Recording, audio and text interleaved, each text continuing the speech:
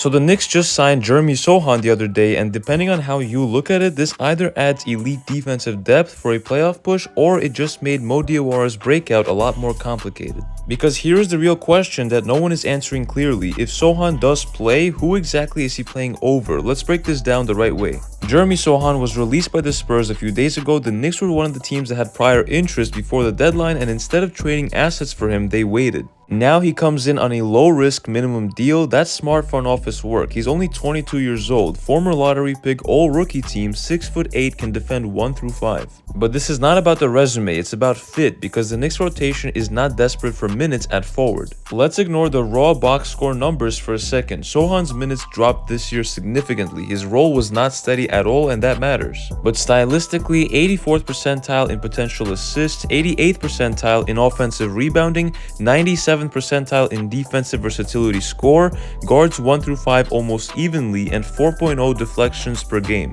That's real impact stuff. He lives at the rim, he's cut out the mid-range, but he's definitely not going to shoot threes, and they're going to leave him wide open. He's also not the most vertical rim protector. He's not a high usage creator, but he is a connector, and Mike Brown or any playoff coach values connectors. Now here's where this gets interesting. Mo Diawara is not some fringe developmental piece anymore. He's earning real minutes, and when OG was out, Mo stepped in. He defended, he pushed the pace, he hit threes, and he competed. And here's the difference. Mo's offensive ceiling might actually be higher right now.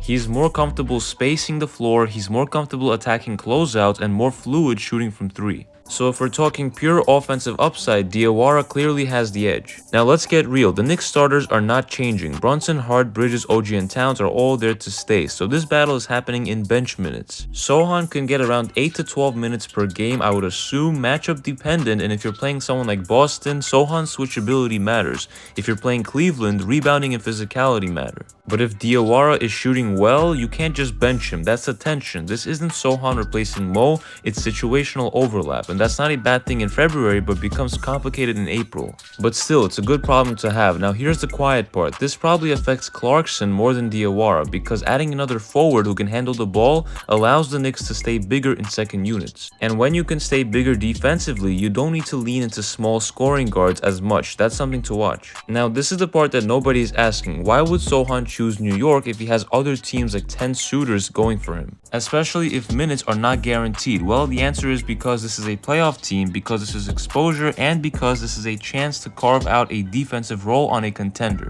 But let's be honest, if he expects to get 20 to 25 minutes a night, he probably picked the wrong situation. So this tells me that he does understand the assignment, compete, defend, and earn it. Now personally, I like this move. Low risk, defensive depth, playoff insurance, but I'm not automatically reducing Diawara's role for it. Mo has earned his minutes. If anything, this should create internal competition, and good teams do need that. The only real issue would be if one of them gets buried without reason. That's when it becomes a development problem. This isn't about one player, this is about how serious the Knicks are about depth. Last year, depth hurt us, or the lack thereof, in stretches, but this year, you can realistically go 10 to 11 deep, and that's how you survive a long playoff run. And ideally, you would want to play the starters around 150 minutes combined, so that means around 30 minutes give or take for each starter. And the bench would receive a total of 90 minutes. That's a pretty good distribution of minutes. But we really just gotta give credit to Leon Rose and his management team, because this is a great move that they made, a great pivot move, because after they signed Yabusele last offseason,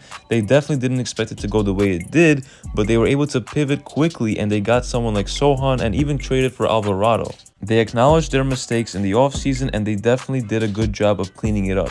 Now there's one more layer here that matters, coaching trust, because rotations in February are not the same as rotations in May. Rookies usually have a shorter leash, veterans usually get the benefit of the doubt, and if a playoff game slows down and becomes half-court heavy, coaches tend to lean defense first. That's where Sohan does have a slight built-in advantage, but if Diwara keeps hitting shots and proving that he can survive defensive matchups, that trust gap shrinks quickly. So this isn't just about talent, it's about who earns trust faster in meaningful minutes, and that's something that we will not know until the games actually tighten up. So here's my question to you guys. If you had to choose right now, who closes a playoff game, Diwara or Sohan? Let me know in the comments, and as always, if you did enjoy this video, make sure to hit that like button and sub to the channel for more Knicks news and updates you will not want to miss. It's been KNYT here, and I'll see you guys in the next one.